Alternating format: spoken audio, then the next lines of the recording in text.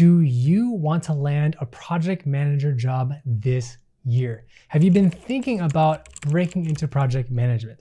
In today's video, I'm going to show you the 3 steps that I personally used to go from engineer and pivot into a career in project management. So if we're just meeting for the very first time, my name's Alvin. I'm an engineering project manager, and I'm here to help you land your next job in project management. The very first step that you need to do is to survey the land. What I mean by that is that you need to focus on 3 key areas. The first one is the industry. The second are the jobs that you want to apply for. And after you have those 2, then you want to also look at the companies. So you have these 3 areas that you want to look at first before you do anything. Industries, jobs, and your companies. What specific industry do you want to apply for? Are you going to go into finance? Are you going to go into tech? Are you going to go into manufacturing? The list is literally endless, but you need to figure out what industry you're going to go into. Maybe you're going to go into consumer goods as an example, right?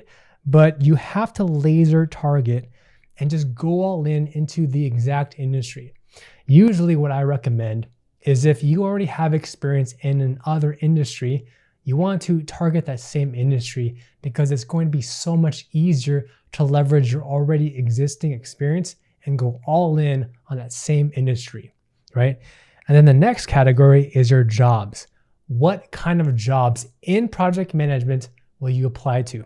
Is it going to be entry level, mid-level, or even senior level, right? If I was to draw on a spectrum, pretend that at the very end of each spectrum is entry level to senior, right? So on the left side, I have entry, and at the very right-hand side, I have senior. And at the very middle, I have middle. What area are you going to apply jobs if you're going to break into project management?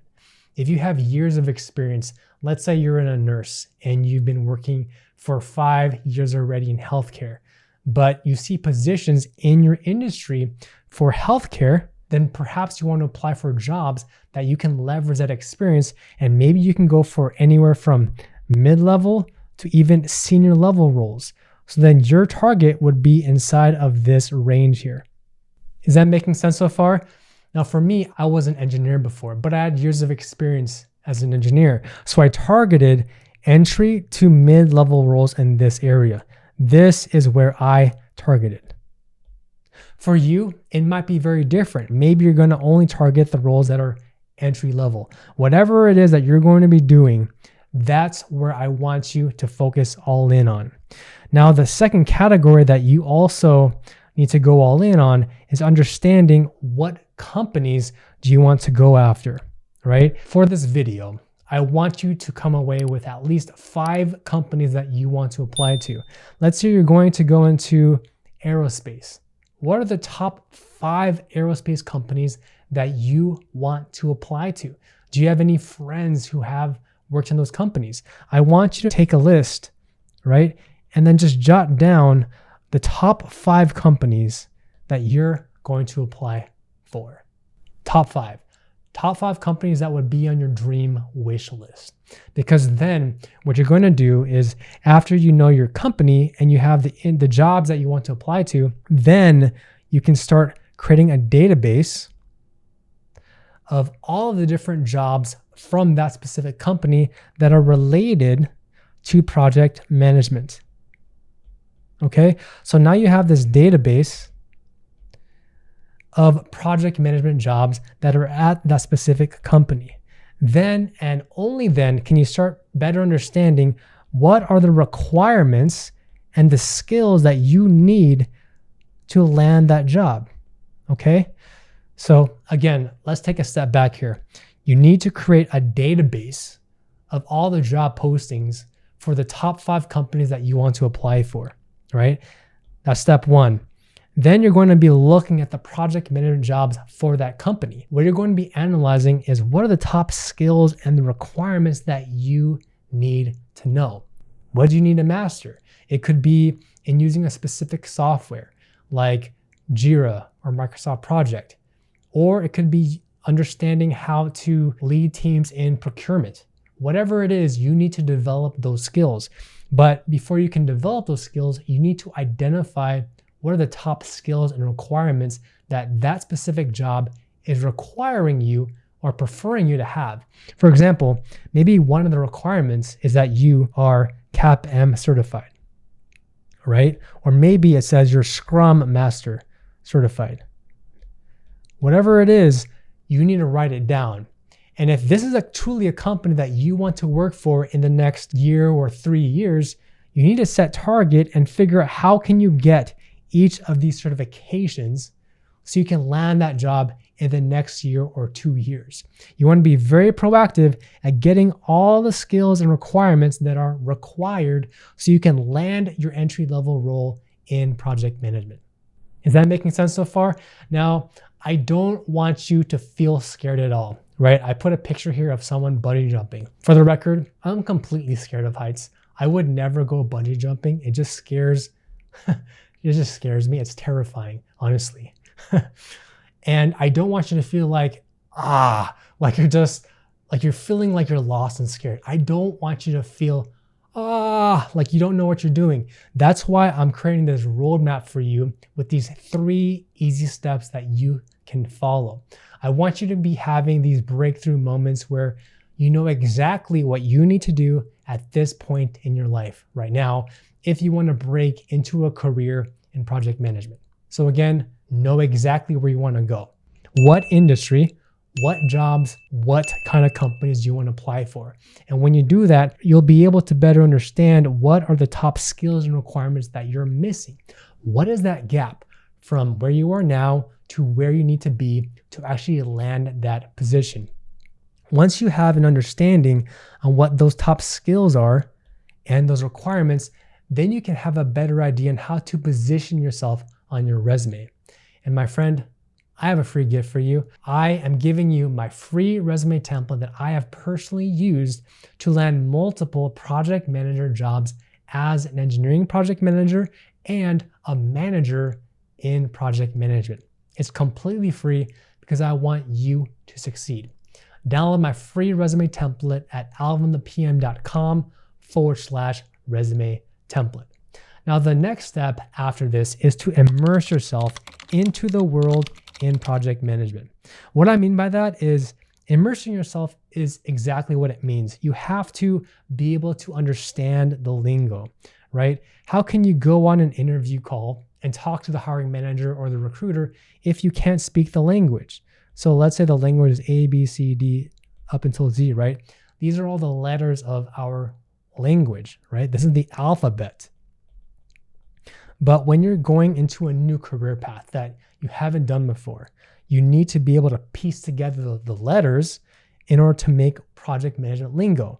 So you need to understand what is PM lingo so that you can convince the hiring manager that you not only have the skills, but also experiences that you can leverage to shine on your resume. Figure out what project management lingo that you can use on your resume to stand out. And to immerse yourself in this world, let's say that this is a globe, you need to invest into yourself. This could be through coaches, books, resources, online courses, right? The top 2 books that I recommend is what I'm going to show you right now. Project Management for the Unofficial Project Manager. This one is the very first book that I ever purchased as an engineer that introduced me to all of the concepts in project management before I even became a project manager. And then the second book, it's a thick book, but it's well worth the investment. It's called The Fast Forward MBA in Project Management. And truly, this is a great practical hands-on book that you can read through. Just read 1 chapter a week, and in the next few months, you'll master so many of the foundations in project management that will set you up for success to landing your first role in project management. So again, going back to my iPad here, you want to get books, courses. And of course, the best course that's out there is the platform with Coursera. So I do recommend Coursera for anyone that's trying to break into project management. The biggest one that I think that if you're not doing it, you're missing out here because millions of people have already taken it, and it's the Google Project Management Certification Program. Please invest into yourself. Sign up for the Coursera if you haven't done so already. It is the most affordable program out there. Get the certificate so you can put it on your LinkedIn profile and your resume. All right. And then the next thing is mentorship. It doesn't matter where you get these kinds of resources, but please invest into yourself. How do you expect, let's say I was to draw a person here, right? This is you, version 1.0. How do you expect to go into a version 2.0 if you don't invest into yourself?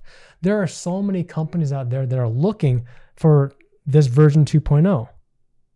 But the problem is that you're still stuck in the version 1.0. So if you're presenting yourself as a version 1.0 during your interview, do you think that they're going to hire you?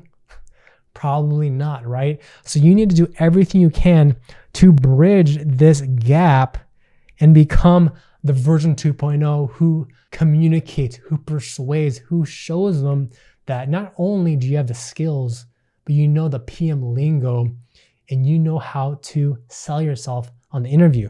This is what I call the X factor, by the way. You need to bridge that gap by developing your so-called X factor. That's your unique value proposition. That's based on your skills that you've collected, your unique experiences. Translate that and sell yourself on your interview, and that's how you become closer to landing your next job in project management.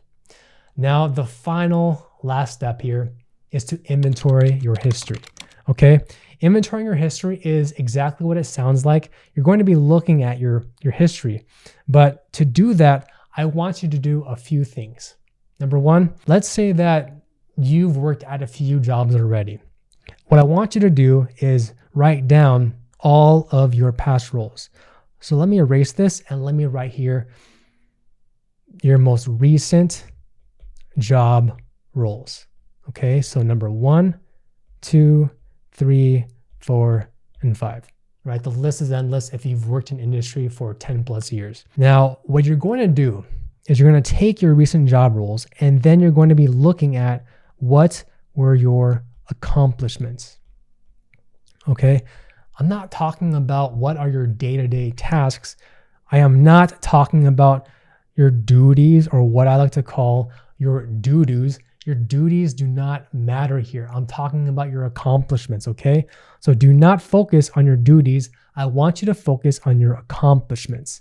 And why accomplishments? Because you're going to figure out how to tie that to real business value. Why business value? Because business value, that is what companies and hiring managers care about. Let me break it down for you. When I say business value, it's all about how have you helped save money? You could increase it or maintain it or saved it, right? And then the next thing is how have you helped save time? You could increase it or maintain it. Okay, so money, time, and people.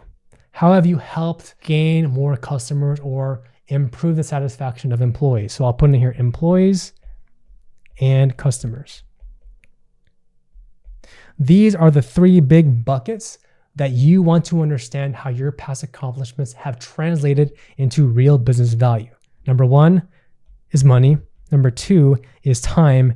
And 3 is tied to people. And all of this will relate into how you've improved the operations of the company.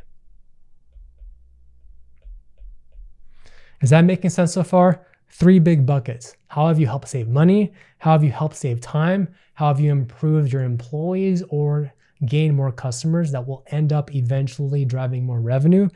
And how has this overall improved your company's operations? Once you can figure out how to tie your past accomplishments into delivering real business value through these 3 levers, you're going to be on the best path moving forward on how to sell yourself on your resume, which will then translate into actually convincing the hiring manager and other people that you're the best fit for that project management role. Is that making sense so far? So while you're also looking at your business accomplishments, right? I want you to also look at what skills have you already started using. And the reason why I want you to look at your skills is because it's not enough just to say that you led a meeting, obviously. I want you to look at the skills that are related to project management. Okay, so that's the biggest thing here.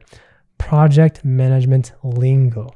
You want to figure out how you can rephrase your accomplishments, tie that to business value, and at the same time, use project management lingo to combine the two together.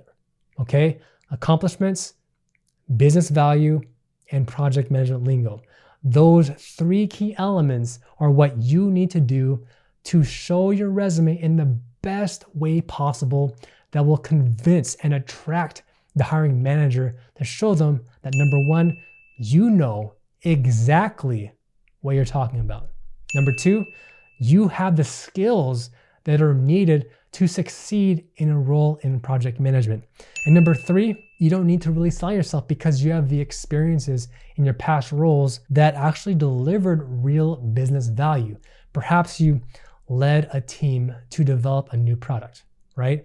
And that new product led to, let's say it helped generate $50,000 in revenue, but you generated that $50,000 in revenue because you led teams to resolve issues that prevented vendors from delaying their delivery dates by 3 weeks. Do you see how that one statement shows how I led a team, I managed a project, and I delivered it within schedule? Just by doing these things and showing how you, number one, how you combine your project management skills, combine that with the business value that you're delivering, and then your accomplishments, that's the key to not just writing a winning resume that attracts the hiring manager, but you're selling yourself and who you are and your unique value proposition to the hiring manager. Is that making sense? And are you excited to showcase who you are and what your biggest accomplishments have been to companies? You can do this. All it takes is documenting and showing who you are and how you can navigate this world and delivering what has been the biggest game-changing accomplishments that you've done in your past previous roles. If I was able to go from a senior engineer role to an engineering project manager role, and I emphasized my accomplishments and I focused on how I delivered real value that's tied to our three things that we talked about, money, time, and people, then you can do the exact same thing. Now, if you want to learn exactly the top and the best resources to transition and get a job in project management, please watch this video next, and I'll see you in the next video.